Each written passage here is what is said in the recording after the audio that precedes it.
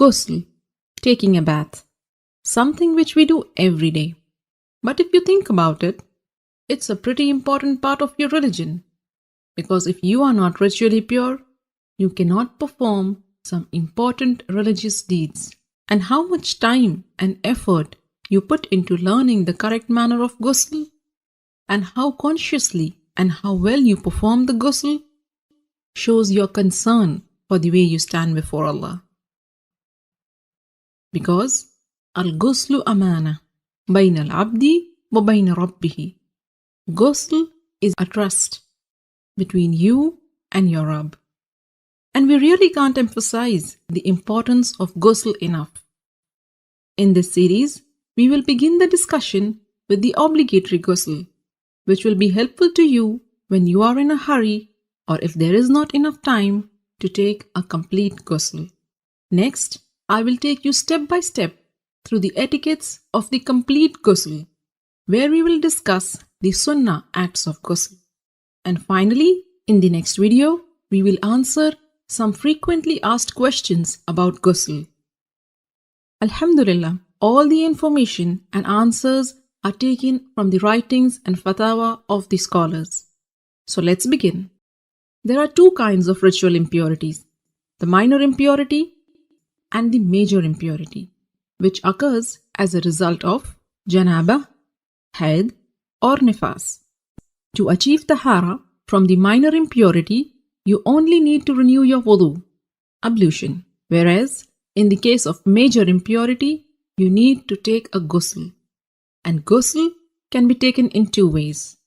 A complete ghusl with all the sunnahs of the Prophet, and a partial or a sufficient ghusl, which means only doing what is obligatory to free yourself from the ritual impurity. So what are these obligatory acts of ghusl?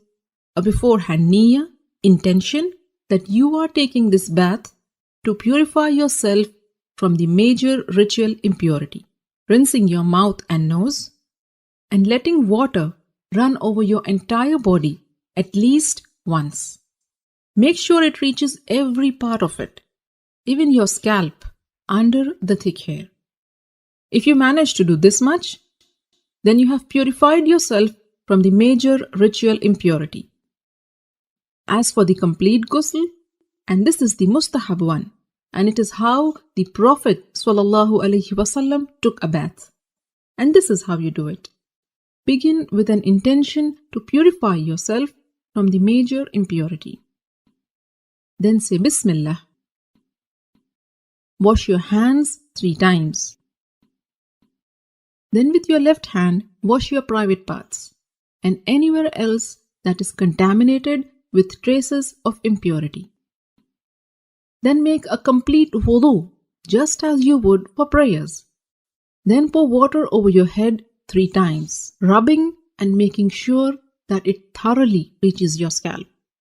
Some scholars said 3 times means once on the right, next on the left, and then in the center. And then pour water and wash the entire body, beginning with the right side, then the left, while rubbing it with your hands so that you are sure you haven't missed any part. So these are the etiquettes of the complete ghusl.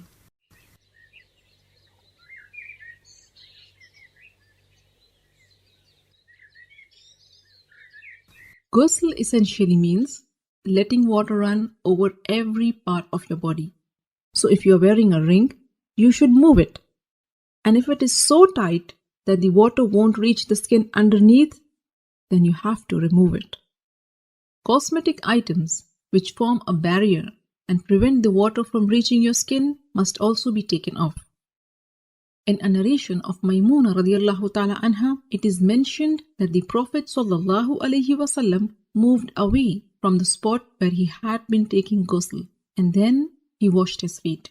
Shaykh Ibn al-Uthaymin rahimahullah explained that what is apparent from the various narrations is that the Prophet washed his feet after ghusl only when there was a need. Like if the floor is made of dirt, and if the feet are not washed, they will remain soiled. So you may want to wash your feet after ghusl if there is a need.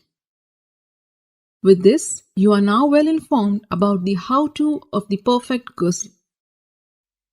For more how-to guides, subscribe to the Striving Muslima YouTube channel or get yourself to the strivingmuslima.com and subscribe to the mailing list. I will keep you updated about all the latest videos and interesting articles.